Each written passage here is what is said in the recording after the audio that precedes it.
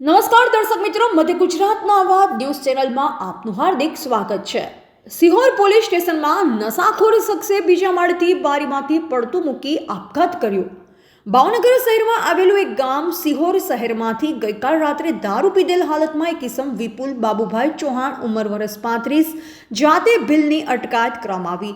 આજે સવારે 10 કલાક આજુબાજુ પોલીસ મથકના ઉપરના માળેથી અચાનક બારીમાંથી વિપુલ કૂદી પડ્યો અને ઘડીભર તો દોડાદોડ થઈ હતી. જ્યારે પોલીસ સ્ટાફ દોડી નીચે આવતા વિપુલ લોહી લુહાણ હાલતે પડ્યો હતો. તેને તાબડતોડ સરકારી દવાખાને લઈ જતા ફરજ પરના ડોક્ટરે તપાસી મૃત જાહેર કરવામાં આવેલ.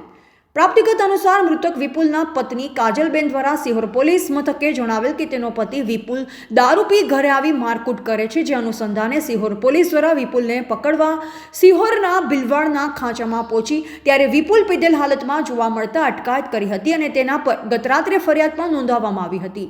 ત્યારે 10 કલાકે વિપુલને પોલીસ સ્ટેશનના ઉપરના માળે કોર્ટમાં રજૂ કરવા માટેના કાગળો તેમજ ફિંગરપ્રિન્ટ બાબતે લઈ જતા પોલીસ દ્વારા સાધનિક કાગળો તૈયાર કરી રહ્યા હતા. જે દરમિયાન વિપુલ દ્વારા અચાનક જ બારીમાંથી નીચે કૂદી આપઘાત વોરી લીધો. મૃતકના લગ્ન કાજલબેન સાથે થયા હતા અને સંતાનમાં 2 દીકરી અને 1 દીકરો છે. હાલ નાના એવા પરિવારનો માળો દારૂના દૂષણથી વિખાઈ ગયો હતો. આ વાતના સમાચારની જાણ થતાં જ પરિવાર તેમજ ભીલ સમાજના ટોળા દવાખાને ઉમટી પડ્યા. ભૂતકાળમાં પણ સિહોર પોલીસ મથકના ઉપર માળે ગિરીશ નામનો દલિત યુવાન જાતે પેટ્રોલ છાંટી સળગે જઈ આપઘાત કર્યો હતો. ત્યારે ફરી એક વખત આ ઘટના બનતા અનેક પ્રકારની લોકોમાં ચર્ચાઓ જાગી હતી. કેમેરામેન રસુલભાઈ સૈયદ સાથે રિપોર્ટર ફિરોઝ મલેક, ભાવનગર.